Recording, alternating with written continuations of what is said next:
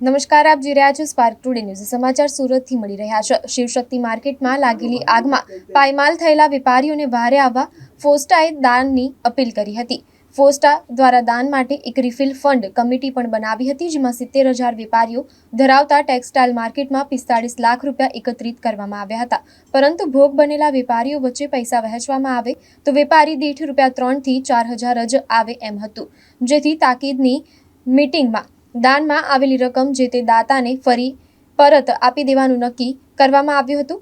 રાહત ફંડમાં કુલ 173 વેપારીઓએ ફાળો આપ્યો છે, જેમાં એવા પણ વેપારી છે જેઓએ ₹1 આપ્યો છે, કોઈએ 11 તો કોઈએ 21 અને 55નો ફાળો પણ આપ્યો છે. શરૂઆતમાં જોશમાં એવી વાત થઈ હતી, જો દરેક વેપારી માત્ર 10-10 હજાર આપશે તો પણ 70 કરોડ જમા થઈ જશે, કેમ કે સમગ્ર માર્કેટ હવે ફરી તોડીને બનાવી પડે એવી સ્થિતિ સર્જાઈ છે.